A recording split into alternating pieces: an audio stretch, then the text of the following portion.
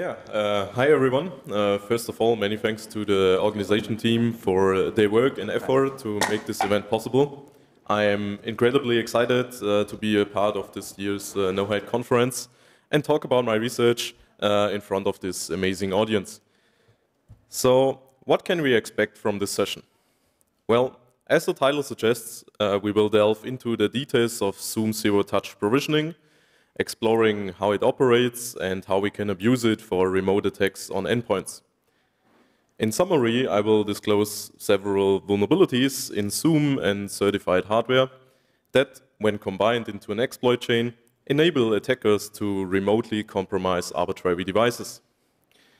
In addition, I will demonstrate the failures of the certified phone vendor, which allowed unauthorized access to highly sensitive information. So, welcome to my talk, Zero-Touch-Pwn. But before we begin, allow me to provide a brief introduction. My name is Moritz Abrell, and I work as a senior IT security consultant for a German company called SYS. I have a profound interest in analyzing and hacking nearly everything, and my research has been presented at national and international hacking and InfoSec conferences. And if you want to keep in touch, you can find me on X or Twitter or whatever it is called. So now let's discuss my motivation for conducting this security research.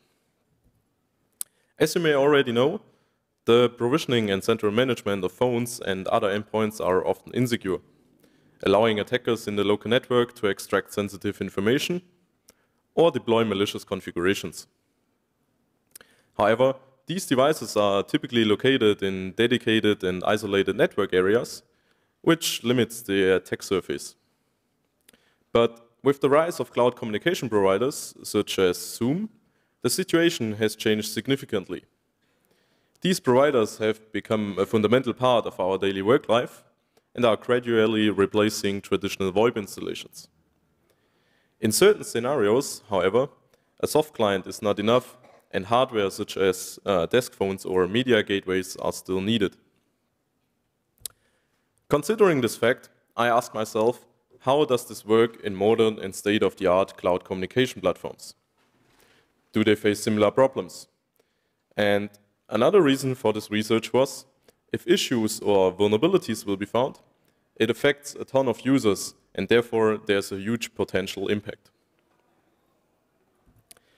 So why did I choose Zoom for this analysis? Firstly, Zoom offers a feature called zero-touch provisioning, which enables straightforward device deployment. Actually, this works automatically and does not require configuring the device, which sounded very interesting to me. Moreover, zero-touch provisioning is supported by many devices, including well-known vendors like AudioCodes, Cisco, Yealink, and more. And finally, there are lots of devices out there that may be affected if vulnerabilities will be found.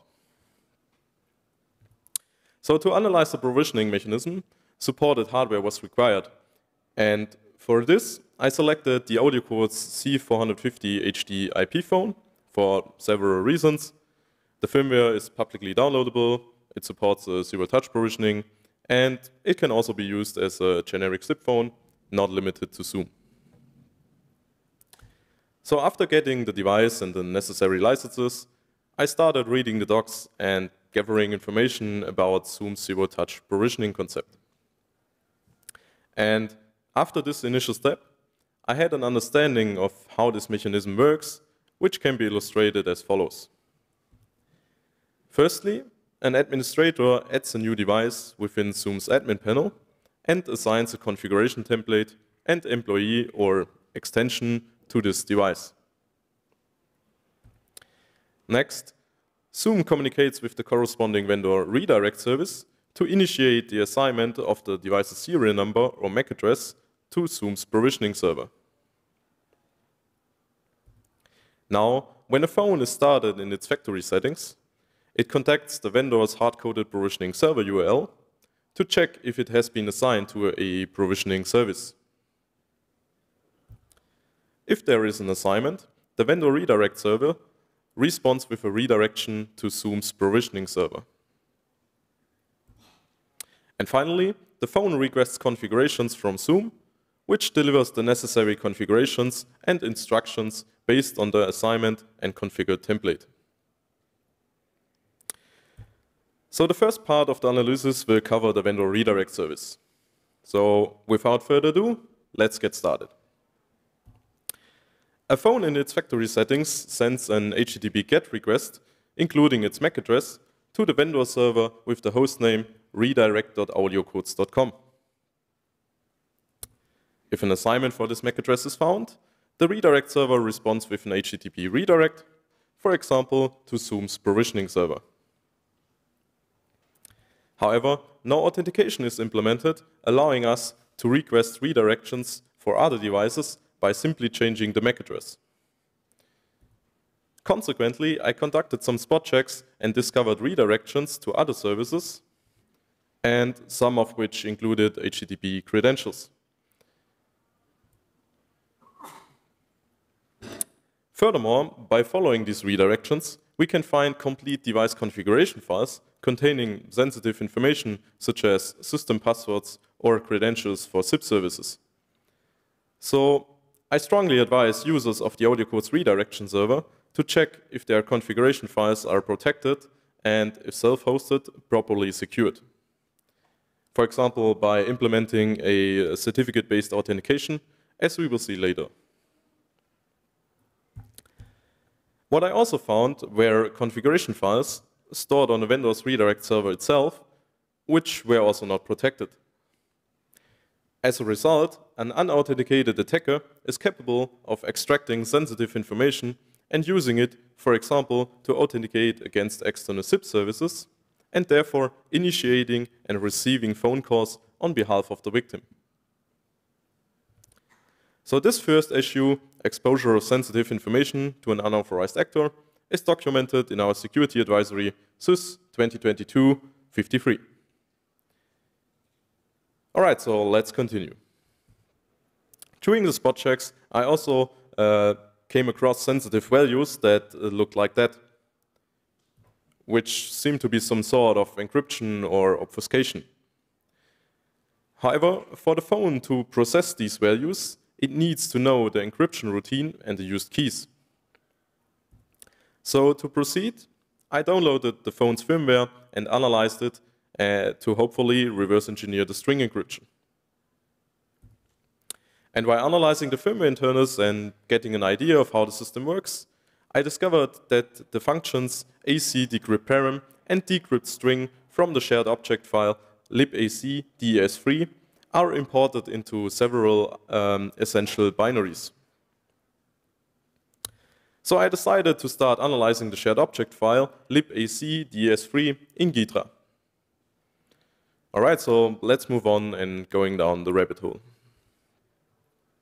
First of all, the exported function AC decrypt param is just a wrapper function for the other interesting looking and exported function decrypt string.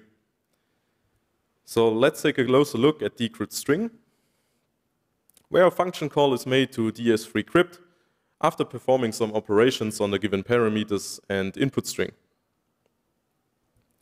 The function DS3 crypt, on the other hand, generates an architecture-dependent key schedule and then calls a triple des function imported from OpenSSL. So in regard to the OpenSSL documentation, we can rename some constants and variables, giving us a better understanding of the function call. And with this knowledge, we can trace back the pointers to the actual key and IV location. So here we can see the hard-coded IV and key for the triple des encryption within the binary libac des3. Next, I extracted these values from the binary using dd and wrote a small proof of concept script to decrypt the encrypted values. So here you can see the execution of the script and the decrypted password from the found configuration file. And yes, the password quality leaves much to be desired. In addition to device and SIP-specific credentials, I also found encrypted credentials like this one of the vendor server, which I am now able to decrypt. And these credentials appear to be used for audio code services itself, which makes the impact of this issue even worse. So this use of hard-coded cryptographic key is documented in the shown security advisory. But what I also found in my spot checks were configuration files that were completely encrypted. However, it turned out that a different encryption method and key is used for these configuration files compared to the key shown in the previous slides. So to gain a better understanding, I referred to the documentation and found this section. Here the vendor recommends encrypting the configuration files using their proprietary tool called encryptiontool.exe. And the purpose of this encryption is to protect the data from unauthorized access during transmission over unsecure networks. Unfortunately, I did not have access to the reference tool, encryption tool, and therefore I had to dig deeper into the firmware internals of the phone.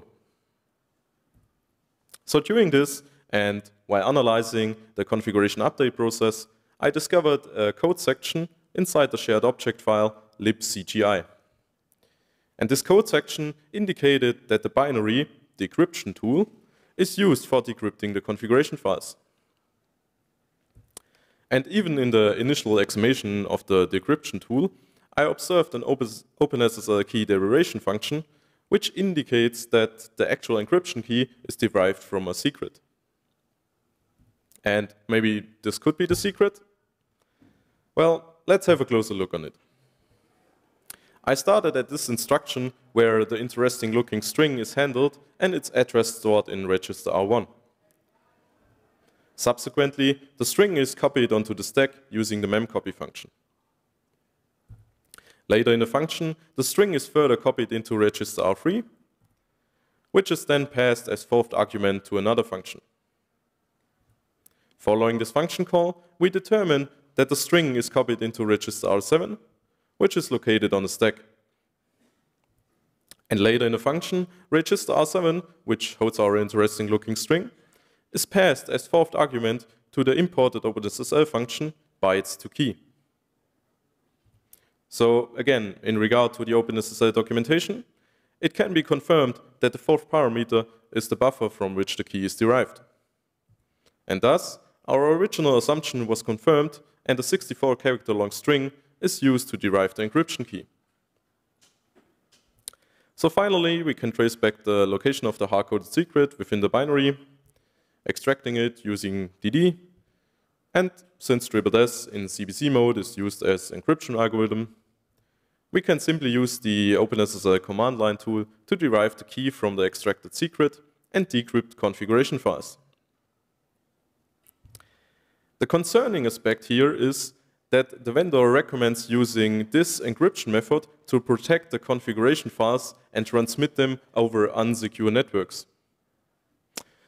However, users are often misled into believing they have a secure solution, leading them to store sensitive information, such as passwords, within these files. And if the transmission of these files is then also done in an unencrypted way, for example via TFTP or plaintext HTTP, it is easy for an attacker to gain access to this data due to the static encryption key. So with that, we have the second use of hard-coded cryptographic key. So now the vendor redirect service seems to be covered, and therefore let's move on to the stage where a phone requests the configuration from Zoom. Once the phone is redirected from the vendor service to Zoom, it sends an HTTP GET request to the assigned Zero-Touch deployment service. However, unlike the vendor server, Zoom has implemented an authentication mechanism. Actually, it is a certificate-based authentication, also known as mutual TLS. And when we attempt to request the device configurations ourselves, we will get an authentication error. We also can observe this certificate request made by Zoom for the mutual TLS authentication in Wireshark as well. So, to further analyze this, I need to obtain a trusted client certificate. Fortunately, since we can enable SSH access on the phone itself and have high permissions on it, we can extract the device's client certificate and use it for our own purposes. So by providing the client certificate, we are able to obtain the phone's configuration. So now you may be thinking, what will happen if we try to request the configuration of other devices? Can we access configurations and consequently foreign credentials simply by using the extracted client certificate of my phone? However, I must disappoint you. It's not that simple, and there is more to the authentication process than just the trusted client certificate. In fact, the authentication is only successful if the certificate attributes match the requested configuration, such as the certificate serial number. This means that it's not possible to request configurations of other devices unless you possess the correct client certificate. And since the certificate has to be signed by the vendor, it's a showstopper. And just for further tests, I re-implemented this exact certificate-based authentication in my lab. So in the example shown, you can see a sudo nginx configuration that validates the certificate serial number against the HTTP parameter serial, which could be implemented in a similar way within Zoom. So to conclude this stage, it seems to be a secure implementation, and unauthorized access to configuration files is not possible. But there is more to have a closer look on it. So let's take a closer look at the first step of the device deployment. To add the device in Zoom's admin panel, the MAC address of the device has to be entered, and a configuration template can be assigned. This template allows for various configurations, such as customizing keys on the phone's display. But also more malicious configurations, such as instructions to download a new firmware image from an attacker-controlled server. And to verify this, I added my device in Zoom's admin panel and assigned this evil configuration template. And now, through the zero-touch provisioning mechanism, my malicious instructions were delivered to the phone. And since the settings in the configuration template are added to the end of the complete configuration, the malicious firmware update instructions override any previous update instructions. So after booting the phone in factory settings, I actually received an HTTP request for the firmware image from the phone on my server. And as you may have noticed, the only thing we have to do to enroll malicious configurations to endpoints is to add their MAC addresses inside Zoom's admin panel. So here we can see the vendor redirection before we added this dummy MAC address to our Zoom instance. Actually, there aren't any redirections. And here we can see the new redirection after we added the device to Zoom. This means that I am able to add foreign devices to my Zoom instance. And another issue that comes with that is that even if the legit user adds the device afterwards, the initial device assignment will not be overwritten. And therefore, once I have added the device, I maintain control over the assignment. So the attack scenario becomes clear. We add foreign devices via Zoom's admin panel. The phone will download and execute the instructions from the deployed malicious configuration template. And hopefully, we can gain remote control over the phone.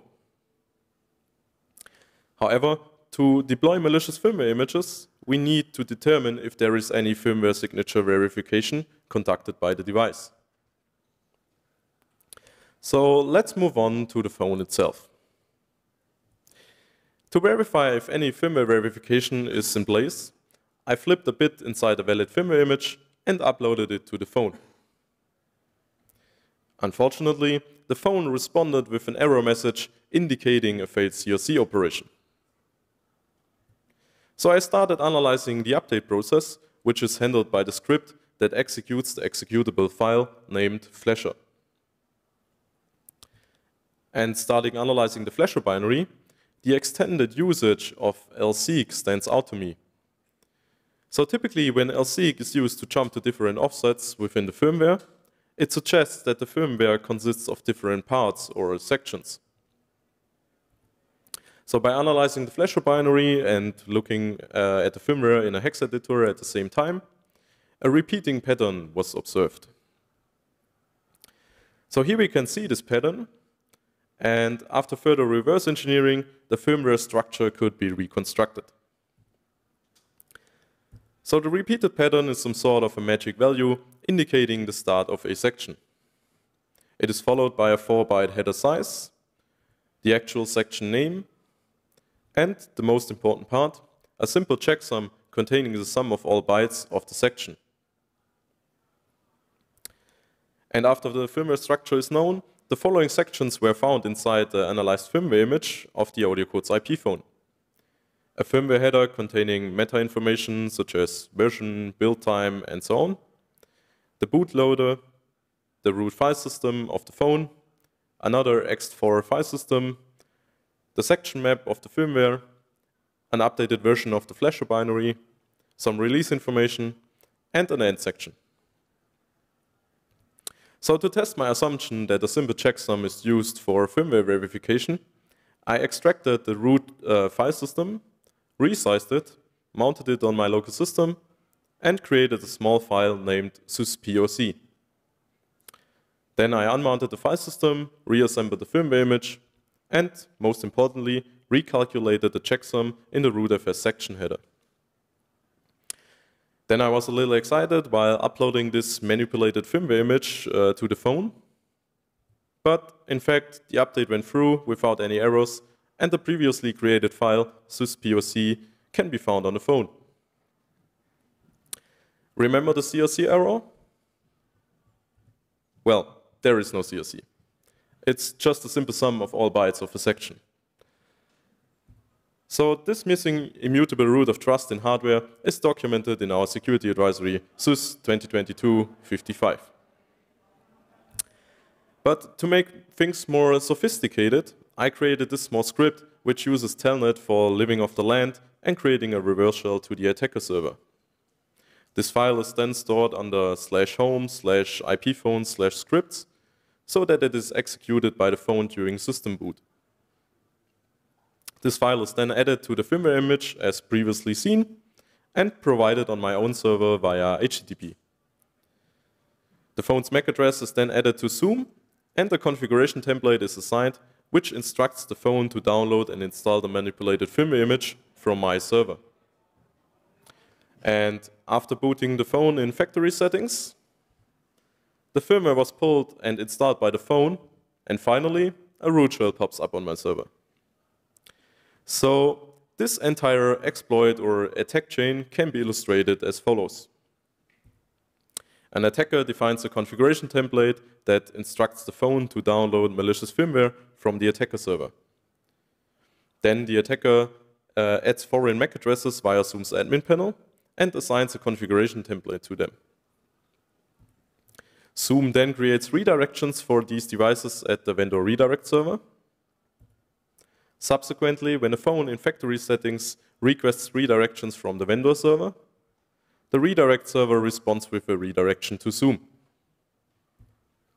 Then the device requests its configuration from Zoom, and the configurations, including the malicious instructions, were delivered. The phone then downloads and installs the malicious firmware image from the attacker-controlled server.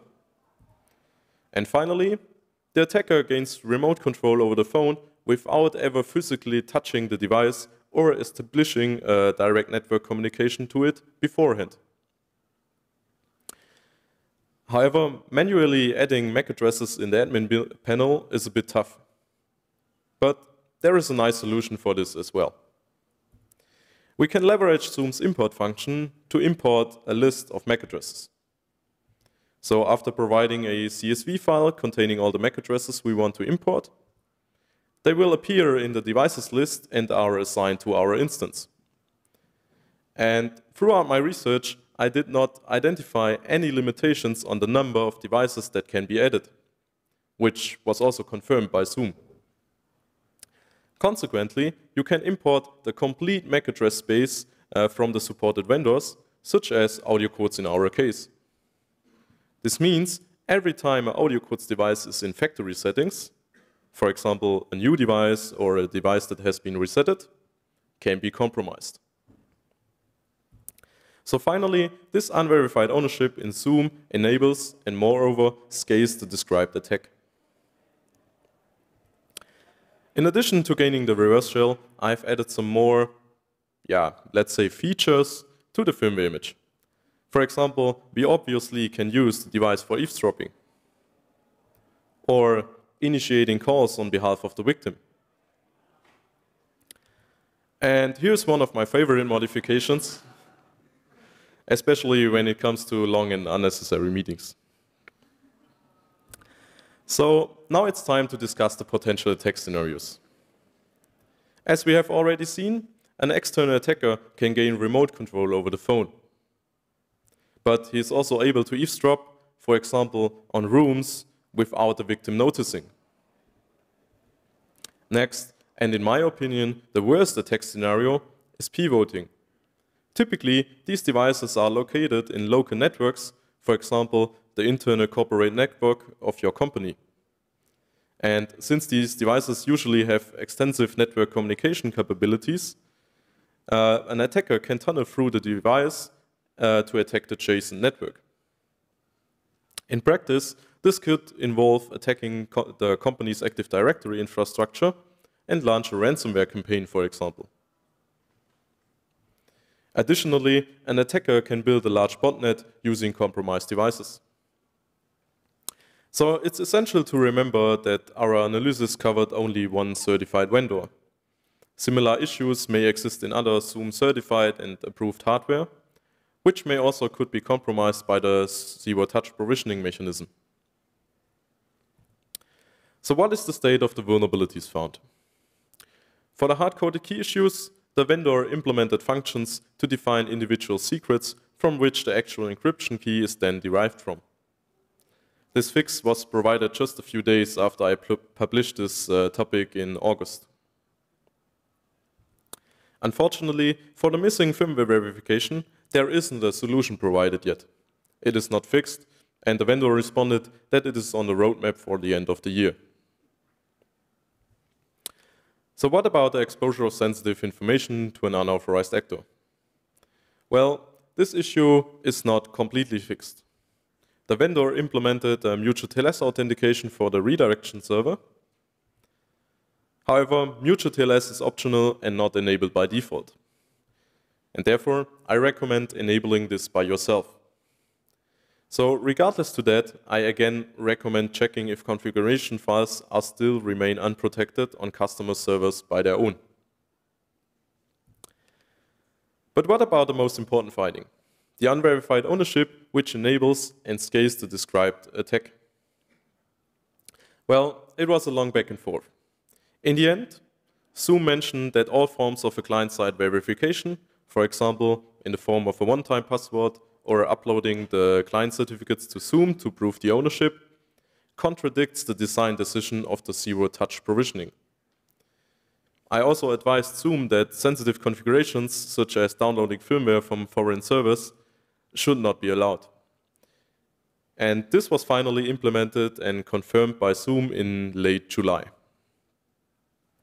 So Zoom also told me that they plan to introduce more measures later in the year, such as limiting the number of unassigned devices that can be added or monitoring for abuse. So, is this attack still possible? Well, no. Not as demonstrated. Since we are not able to provide firmware update URLs via Zoom, we cannot abuse it anymore. But there are still open questions.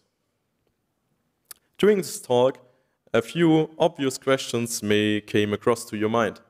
For example, what about other certified hardware? And what about other provisioning services? And I absolutely agree, these are valid questions. But the main reason why I did not analyze other hardware or provisioning services yet was due to simple time issues. I initially invested only 5 days for the analysis and 2 more days for the documentation and the blog post. So yeah, I simply had not enough time to do this. So this is maybe some sort of open or future work, but I also plan to invest more time in this area. So if you are interested in this topic, you are kindly invited to keep in touch. Regardless to that, I have 2 additional and major recommendations for you. If you're using Zoom certified hardware, doesn't matter which vendor it is, verify if there is any redirection in place provided by the vendor redirect server.